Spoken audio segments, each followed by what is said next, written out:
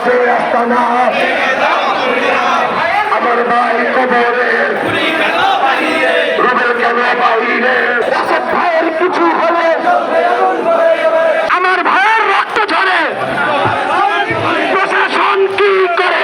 এই অন্তর্বর্তী সরকার আমাদের প্রতিশ্রুতি দিয়েছিল সুস্থ এবং সুন্দর নির্বাচনের পরিবেশ করবে, কিন্তু আমরা দেখতে পাচ্ছি আমরা সুন্দর পরিবেশ পাচ্ছি না।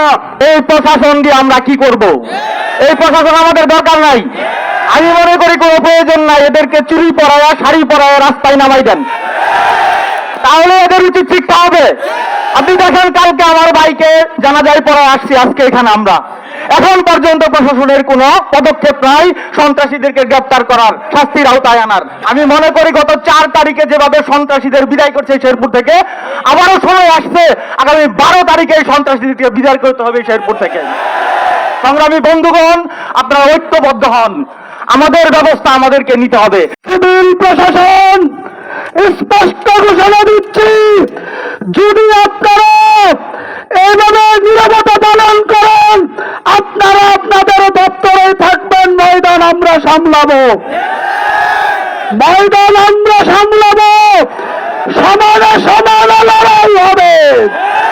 রেজাউল ভাইয়ের হত্যার বদলা হিসেবে 12 তারিখের নির্বাচনে দাঁড়িপাল্লাকে নিরঙ্কুশভাবে জয় করার মধ্য দিয়ে রেজাউল ভাইয়ের রক্তের বদলা নিতে চাই। এই বদলা নেওয়ার ক্ষেত্রে যদি কেউ প্রতিবন্ধকতা সৃষ্টি করে, বিদেশ থেকে দেশে রেমিটেন্সের টাকা আসে নিরাপদে, তাই আজই আপনার আপনজনকে বলে রাখুন রেমিটেন্সের টাকা যেন শুধু নগদেই পাঠায়। প্রাচীনের মতো আমরা দাঁড়িয়ে যাব, শত শত রেজাউল ভাইয়ের মতো রক্ত দেওয়ার মতো আমরা রাজপথে জীবন দেওয়ার মতো প্রস্তুতি নিব।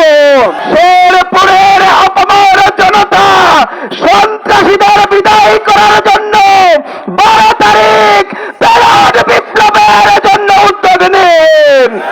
আগামী 12 তারিখের ব্যালট বিজয়ের জন্য শেরপুরের 3টি আসনকেই সকল মানুষকে বেছে নেওয়ার উদাত্ত আহ্বান রেখে আমি আমার কথা এখানে শেষ করছি। 24-এর পরবর্তী বাংলাদেশ এখনো অনিরাপদ, প্রশাসন এখনো চুরি পরে ঘুমাচ্ছে। আমরা বলতে চাই, বাদল ভাইয়ের যে জনপ্রিয়তা সৃষ্টি হয়েছে, সেই জনপ্রিয়তাকে খুনের মাধ্যমে নিশ্চিহ্ন করা যাবে না। আমরা 12 তারিখে ব্যালট বিজয়ের মাধ্যমে